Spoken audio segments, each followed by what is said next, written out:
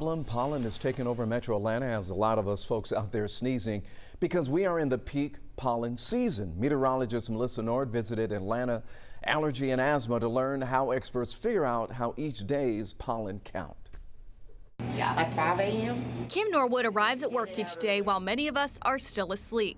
As a pollen count technician, her work is seen by hundreds of thousands in Metro Atlanta each and every day.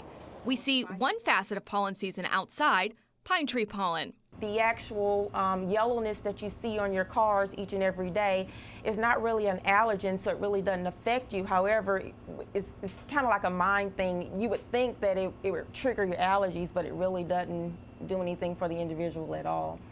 It's what you don't see that actually affects you. Allergy sufferers don't react to each type of pollen the same. So how do they know what type of pollen is out there? It starts with a rotorod machine. Every day, a small greased rod is put on a machine that spins or rotates it every 10 minutes, collecting pollen grains and mold spores along the way. Every 24 hours, the rod is brought inside, a new rod is put outside, then the pollen counting science begins. And you'll place a black marker at the bottom portion of this eye rod. After applying a stain to make the pollen grains more visible, the pollen count technician gets an up-close and personal look at it under the microscope. There are hundreds of various shapes that can show up under the microscope.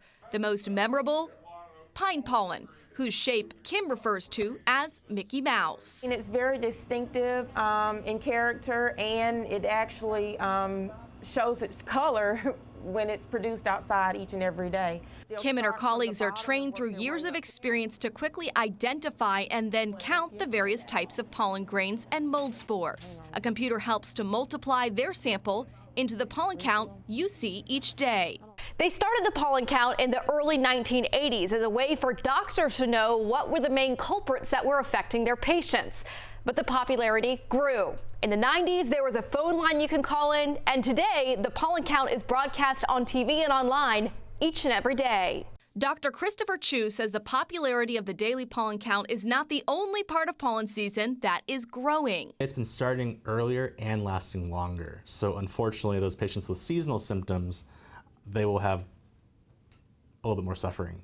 Atlanta Allergy and Asthma released a study in 2021 that showed the season has not just grown in length, but also in intensity. So the work the pollen count technicians do every morning is that much more valuable to allergy sufferers. They depend on you to put that count out daily because it makes a difference in their life.